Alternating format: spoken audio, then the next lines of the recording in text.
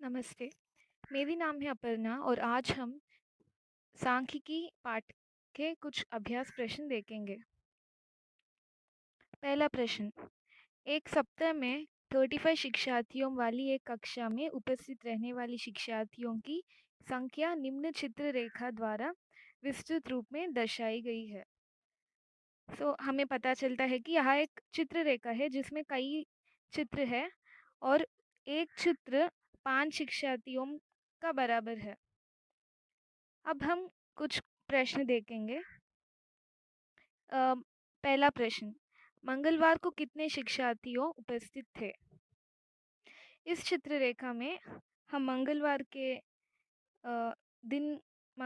दिन में हम गुनकर देखते हैं कि यहाँ पे 7 चित्र है। हमें पता है कि एक चित्र का मतलब होता है 5 शिक्षार्थियाँ। इससे हमें पता चलता है कि मंगलवार को 7 गुणा 5 शिक्षार्थियाँ प्रस्तुत थी। उसकी मतलब है 7 बराबर 5, 7 गुणा 5 बराबर 35। हमारी आंसर होगी 35। दूसरा प्रश्न, किस दिन पूर्ण उपस्थित थी? हमें पता है कि उस क्लास में 35 शिक्षार्थियाँ हैं। इस चित्र रेखा में देख के हमें पता चलता है कि सोमवार, मंगलवार और शुक्रवार के दिनों में 7 चित्र है। 7 चित्र का मतलब होता है 7 गुणा 5 बराबर 35। तो इन 3 दिनों में पूरी शिक्षार्थियाँ उपस्थित थी। अगली प्रश्न, किस दिन सबसे कम शिक्षार्थियाँ उपस्थित थे? कम शिक्षार्थियों के लिए हम इस टेबल को फिर से देखेंगे। इस चित्र रेखा को देख के हमें पता चलता है कि शनिवार के दिन को सिर्फ 3 चित्र है।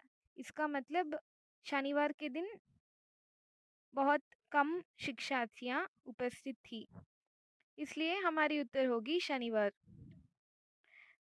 अगला प्रश्न, बुधवार को कितने शिक्षार्थियाँ उपस्थित थे? बुधवार को इस चित्र रेखा को देखने से हमें पता चलता है कि बुधवार के दिन 5 चित्र है। इसका मतलब ये है कि हमारी उत्तर होगी 5 गुना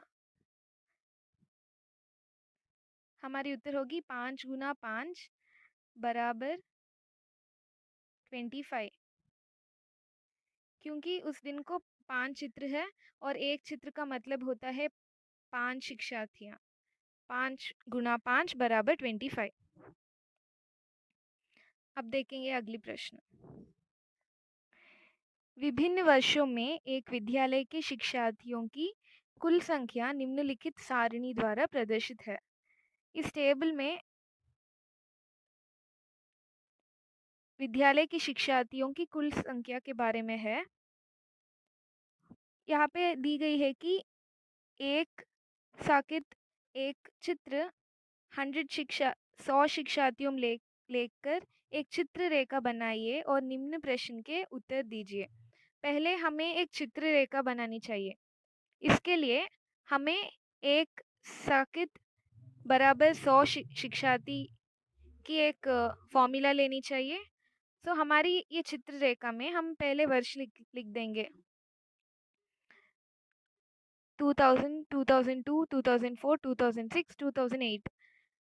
हमें इस टेबल से पता चलता है कि 2000 के साल में 400 शिक्षार्थियाँ विद्यालय गई है। हमें पता है कि एक चित्र का बराबर 100 शिक्षार्थियाँ हैं, इसीलिए हम 4 चित्र बनाएंगे। 4 चित्र बनाएंगे और एक चित्र की मतलब होती है 100, क्योंकि 4 गुणा 100 बराबर 400। इसलिए हम पहले 2000 के वर्ष में 4 चित्र बनाएंगे। 2002 के वर्ष में 500 विद्यार्थियाँ आई। हमारी चित्र संख्या होगी 5, क्योंकि एक चित्र का मतलब होता है 100 और 5 चित्र का मतलब होता है 500। यहाँ पे इसलिए हम 5 चित्र बना देंगे। 2004 में इसी तरह 7 चित्र, 2006 में 6 चित्र, 2008 में 8 चित्र बनाएंगे, क्योंकि एक चित्र की मतलब होती है 5 शिक्षार्थी। अब हम इस चित्ररेखा के बारे में कुछ प्रश्न देखेंगे। पहला प्रश्न, वर्ष 2000 में कुल शिक्षार्थियों के कितने संकेत निरूपित कर रहे हैं? यहाँ पे इस चित्ररेखा को देखने से हमें पता है कि वर्ष 2000 में 4 संकेत है, इसीलिए हमारी उत्तर होगी 4। दूसरी प्रश्न, वर्ष 2006 में कुल शिक्षार्थियों के लिए कितने संकेत प्रयुक्त हुए? हमें ये देख के पता चल रहा है कि 2006 में हमने 6 संकेत बनाए, इसीलिए हमारी उत्तर होगी 6।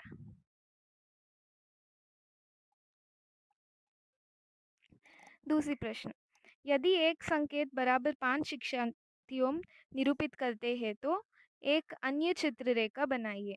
अब हमें एक दूसरी चित्ररेखा बनानी चाहिए जहाँ पे एक संकेत का मतलब होती है 50 शिक्षार्थियाँ। हम इसको बनाने के लिए पहले साल लिख देंगे 2000 में हमें पता है कि 400 शिक्षार्थियाँ प्रस्तुत हुई। हमें पता है कि एक संकेत का मतलब होता है 50 शिक्षार्थियाँ, इसीलिए हम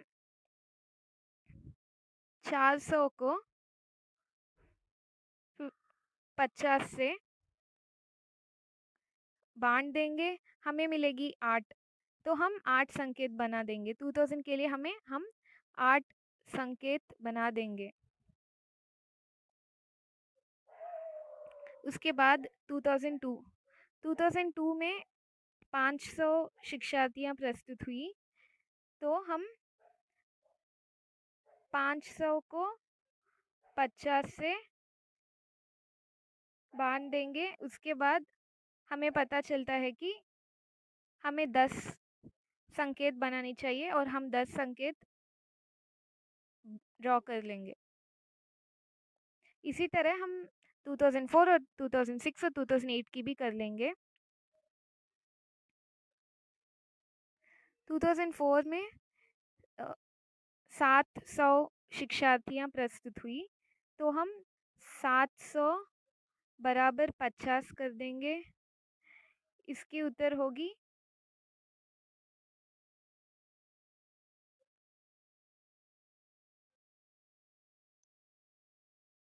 140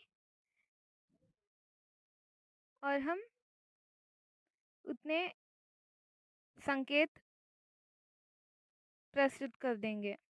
इसी तरह 2008 की भी हो गई। अगली प्रश्न,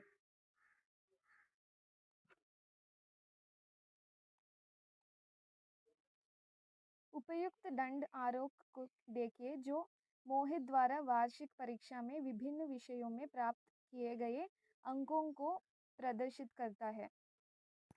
इस दंड इसको देख के हमें मोहित के मार्क्स के बारे में पता चलता है। पहला प्रश्न यह है कि यह दंड आरोप क्या सूचना प्रदर्शित करता है? इसकी उत्तर होगी, हमें पता है कि मोहित के जो एक सब्जेक्ट के मार्क्स है, हम उस मार्क्स के बारे में दंड आरोप देख रहे हैं। तो हमारी उत्तर होगी मोहित द्वारा वार्षिक परीक्षा में विभिन्न विषयों में प्राप्त अंक। अगली प्रश्न, किस विषय में मोहित ने अधिकात्म अंक प्राप्त किए? अब हम इस दंड आरोप को देखकर कह सकते हैं कि गणित के विषय में मोहित ने ज़्यादा मार्क्स प्राप्त किए, ज़्यादा अंक प्राप्त किए, क्योंकि ये जो बार है वो ज़्यादा तक है। इसीलिए हमें पता चलता है कि मोहित ने गणित में ज़्यादा अंक प्राप्त किए।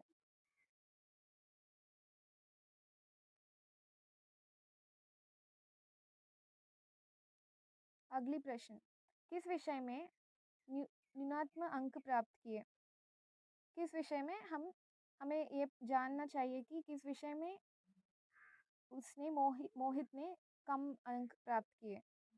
इसके लिए हम इस दंड आरोप को देखेंगे और हमें पता चलता है कि इस विषय में वह कम अंक प्राप्त किया।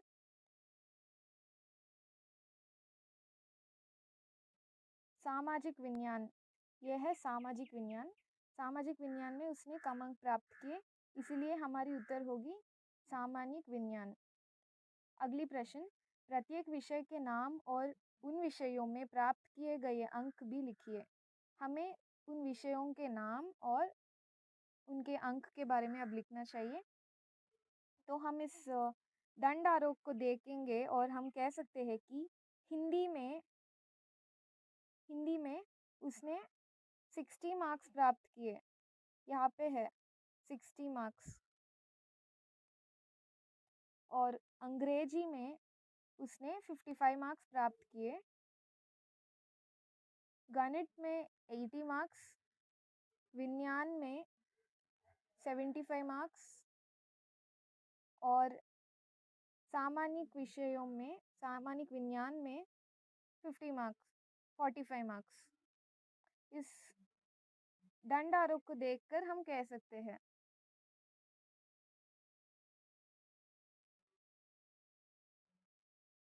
ये हुई हमारी उत्तर। अब अगली प्रश्न,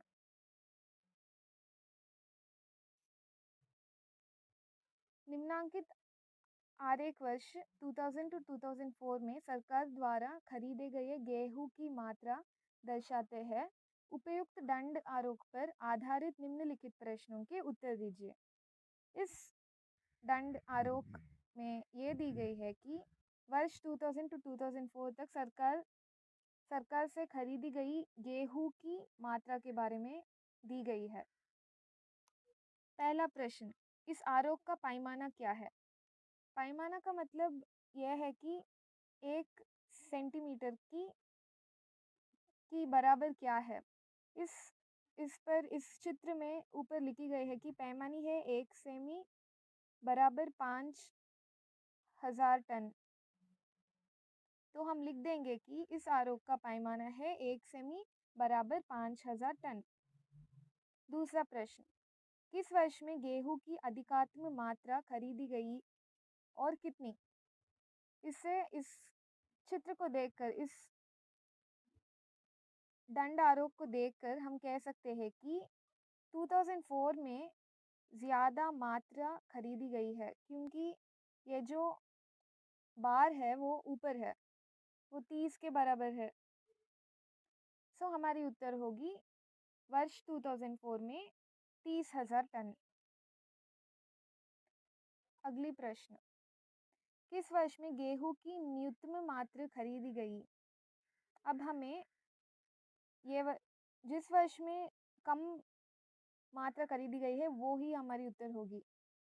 इस दंड आरोप को देख के हम कह सकते हैं कि 2000 में बहुत कम मात्रा खरीदी गई है, इसीलिए हमारी उत्तर होगी 2000। वर्ष 2000 में, वर्ष 2002 में गेहूं की कितनी मात्रा खरीदी गई? अब हम चेक करेंगे इस दंड आरोप को। यहाँ पे देख के हम कह सकते हैं कि 2002 का ये जो लाइन है वो 20 के बराबर है, 20 के निकट है, ऐसे कुछ। तो हमें पता है कि 20 यहाँ पे लिखा है कि गेहूं हजार टनों में है, तो हमारी उत्तर होगी 20,000 टन।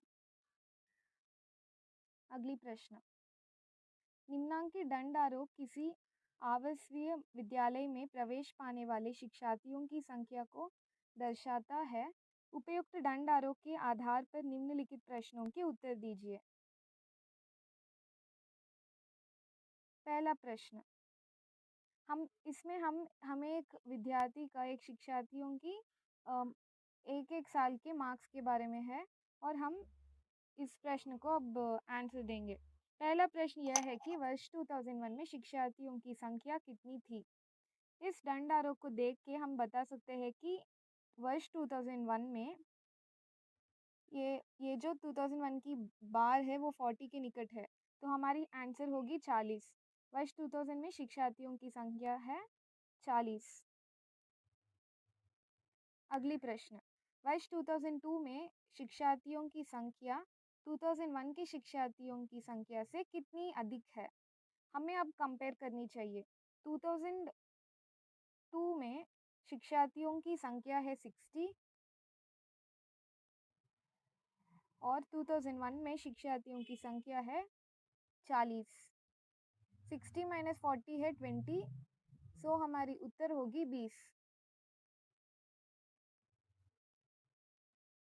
यहाँ पे दी गई है 2000 शिक्षार्थियों की संख्या है 60, 2001 में उनकी संख्या है 40, उत्तर होगी 60 माइनस 40 बराबर 20। अगली प्रश्न, अधिकतम शिक्षार्थियों की संख्या किस वर्ष में थी। अब हम इस दंड आरोप के देख के बता सकते हैं कि 2002 में अधिक शिक्षार्थियां प्रस्तुत थी। हमारी उत्तर होगी 2002, वर्ष 2002 में। अब देखेंगे अगली प्रश्न, दंड चित्रों को देखकर नीचे दिए गए प्रश्नों के उत्तर दीजिए। इस चित्र को देख के हमें प्रश्न को आंसर करेंगे। पहला प्रश्न है, दंड चित्रों में क्या सूचना प्राप्त हो रही है।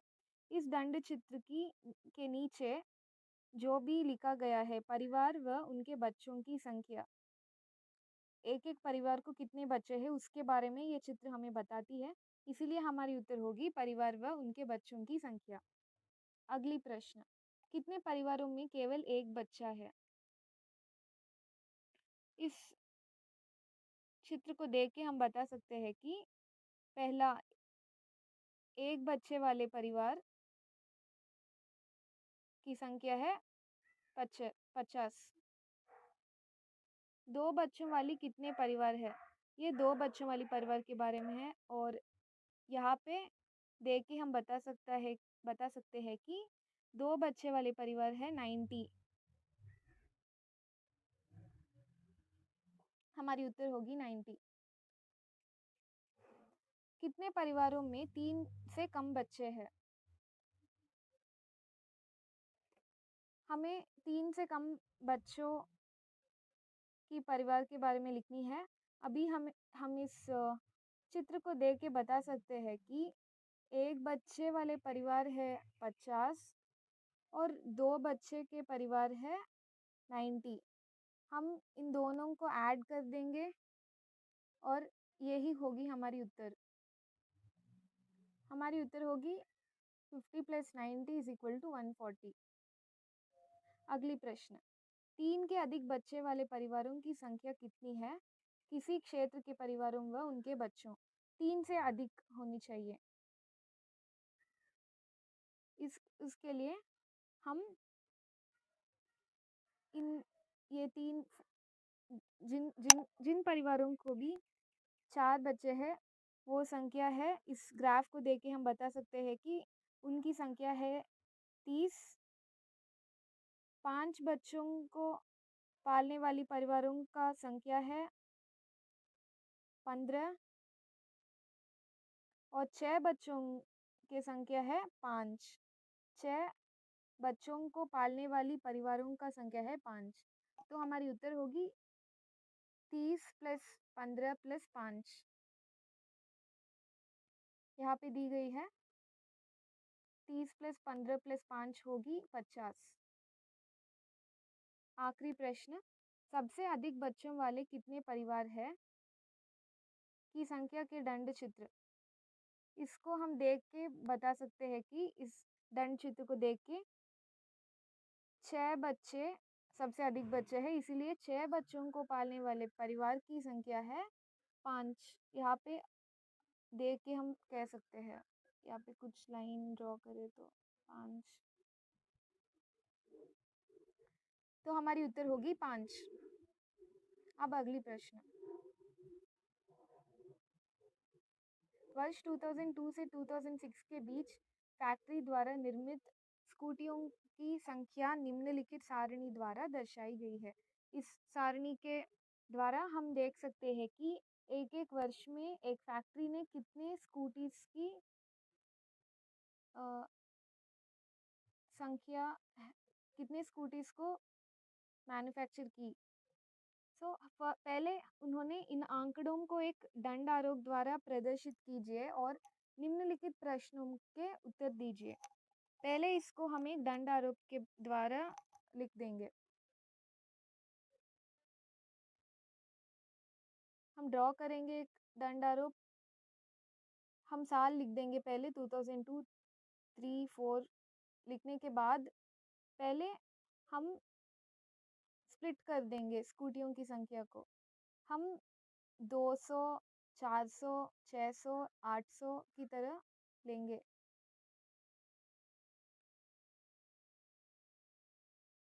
और उसके बाद हम ये ड्रॉ करेंगे। अगर 2002 में 800 हुई तो हम वहाँ पे 800 तक एक बार ड्रॉ करेंगे। अगर 2003 को 600 हुई तो 600 तक हम एक ड्रॉ करेंगे। ऐसे ही कर लेंगे बाकी। अब हम कुछ प्रश्न सॉल्व करेंगे। किस वर्ष में सबसे अधिक स्कूटियाँ निर्मित की गई? अब हम इस दंड आरोप को देख के कह सकते हैं कि 2006 में सबसे अधिक स्कूटियाँ बिकी। हमारी उत्तर होगी वर्ष 2006 में। अगली प्रश्न। किस वर्ष में न्यूनतम स्कूटियाँ निर्मित की गई? अब हम इस दंड आरोप को देखकर कह सकते हैं कि 2003 में सबसे कम स्कूटियाँ बिकी। तो हमारी उत्तर होगी 2003 में, वर्ष 2003 में। अगली प्रश्न। नीचे दी गई अंक तालिका के प्राप्तांकों की टैली बिहुन की सहायता से बराबरता ज्ञात कीजिए। हमें अब टैली करनी चाहिए। पहले हम एक टेबल बना देंगे।